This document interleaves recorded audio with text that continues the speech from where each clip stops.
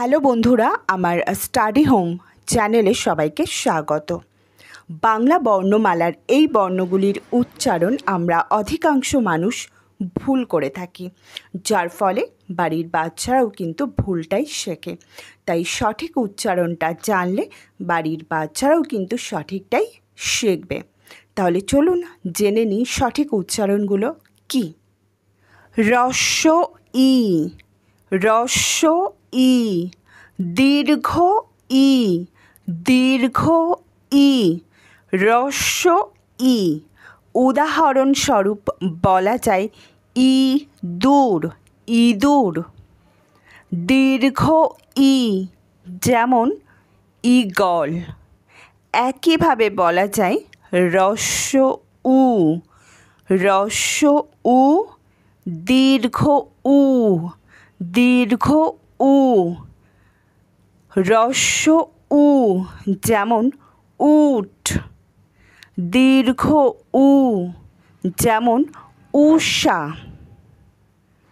উঁ, উঁ, ইয়ো, ইও, উঁ, যেমন উদাহরণস্বরূপ বলা যায় রং। দেখুন উচ্চারণে আসছে অং, রং। ইও যেমন মিয়া।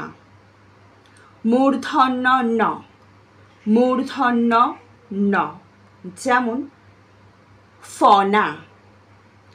দন্ত ন, দন্ত ন যেমন নাপিত। বর্গীয় জ, বর্গীয় জ যেমন জাহাজ, জাহাজ। অন্তস্থ জ, অন্তস্থ জ, অন্তস্থ অ, অন্তস্থ অ, অন্তস্থ জ যেমন জাতা। অন্তস্থ অ যেমন ভয়। তালব্য স, তালব্য স যেমন শকুন।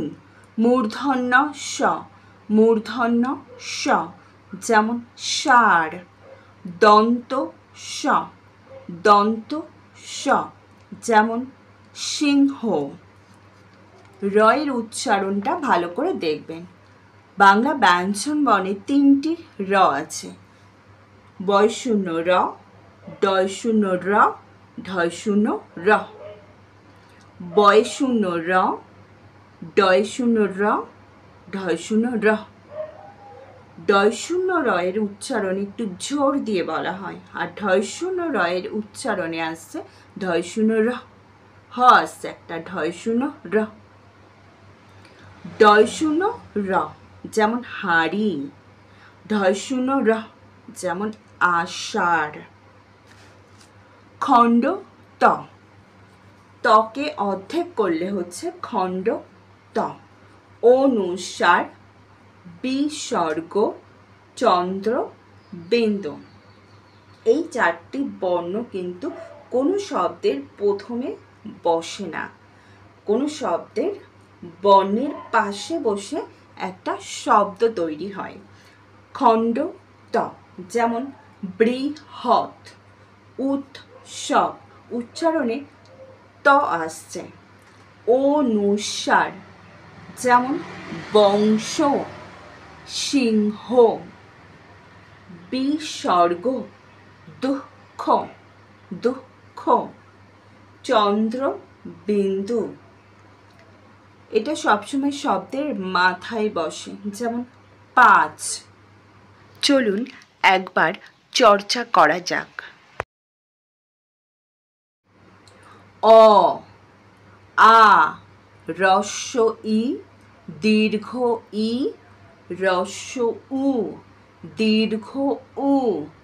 রি, লিয়ের কোনো ব্যবহার হয় না। এ, ওই, ও, ও। মোট স্বরবর্ণ আছে 11টি। ক, খ, গ, ঘ, ঙ, চ, ছ। বর্গীয় জ, ঝ, ইয়, ট, ঠ, ড, ঢ, মূর্ধন্য ন, ত, থ, দ, ধ, দন্ত ন, প, ফ, ব, ভ, ম, অন্তস্থ জ, বয়ে শূন্য র, ল, তালব্য স, মূর্ধন্য স, দন্ত স, হ, ডয় শূন্য র, ঢয় শূন্য র, অন্তস্থ অ, খণ্ড ত, অনুস্বার, বিসর্গ চন্দ্রবিন্দু।